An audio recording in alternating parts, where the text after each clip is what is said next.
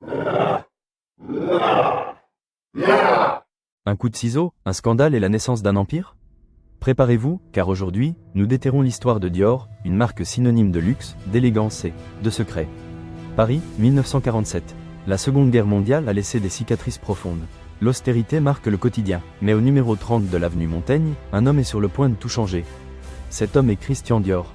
Né à Granville, en Normandie, Dior a grandi entouré de beauté. Sa mère, une femme élégante, a cultivé en lui l'amour du jardinage et du design. Mais le destin avait d'autres plans. Contraint par son père, un industriel prospère, Dior étudie les sciences politiques. Un chemin qu'il abandonnera bientôt pour poursuivre sa véritable passion, l'art. Avec un ami, il ouvre une galerie d'art, une oasis de créativité dans le Paris de l'entre-deux-guerres. Mais la crise économique de 1929 le laisse en ruine.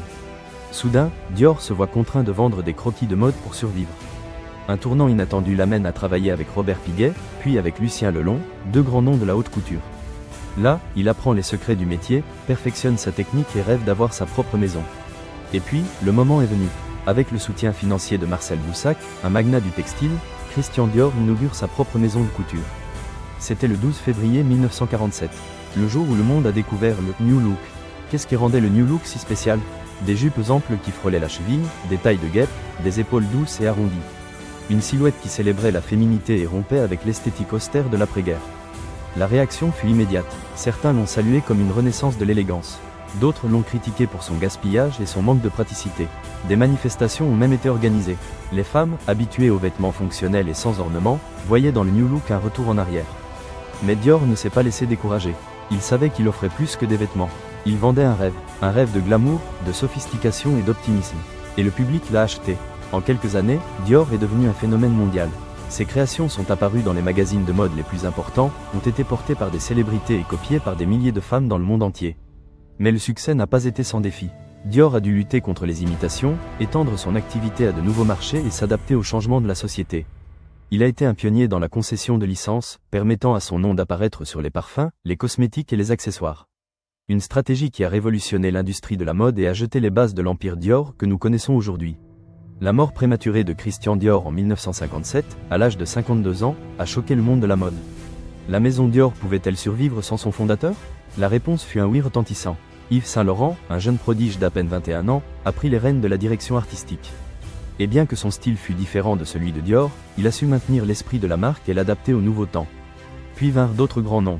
Marc Bohan, Gianfranco Ferré, John Galliano, Raf Simons et, actuellement, Maria Grazia Chiuri. Chacun a apporté sa vision et son talent, mais tous ont partagé le même objectif, maintenir vivante la légende de Dior. Et en parlant de légende, avez-vous entendu parler de la rumeur du Diorissimo? On dit que Christian Dior était obsédé par la création du parfum parfait. Un parfum qui capturerait l'essence de la féminité et du luxe. Il a chargé son parfumeur, Edmond Rudnicka, de créer une fragrance unique et inoubliable. Après des mois de travail, Rudnicka a présenté à Dior une création qui combinait des notes de muguet, de jasmin et d'ylang-ylang. Dior fut fasciné, c'était exactement ce qu'il avait imaginé. Mais c'est là que commence le mythe. Certains disent que Dior était tellement perfectionniste qu'il a obligé Rudnicka à reformuler la fragrance encore et encore, jusqu'à ce que la composition finale soit réduite à sa plus simple expression. Un parfum si pur et concentré qu'il en était presque hypnotique. D'autres affirment que le nom Diorissimo a été choisi par Dior lui-même dans un rêve. Une révélation divine qui lui a indiqué le chemin du succès. La vérité est que le Diorissimo est devenu un succès instantané. Un parfum iconique qui a perduré au fil des ans et qui reste l'un des plus vendus de la marque. Aujourd'hui, Dior est bien plus qu'une maison de couture. C'est un symbole d'élégance, de sophistication et de savoir-faire français. Ses créations sont exposées dans des musées, ses parfums conquièrent les cœurs et son nom évoque un monde de luxe et de fantaisie. De ses humbles débuts dans le Paris de l'après-guerre à sa transformation en un empire mondial, Dior a su se réinventer sans perdre son essence.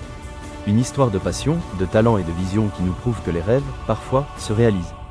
Parce que parfois, derrière un simple logo, il y a toute une histoire que peu de gens connaissent. Avez-vous aimé ce voyage dans l'univers Dior?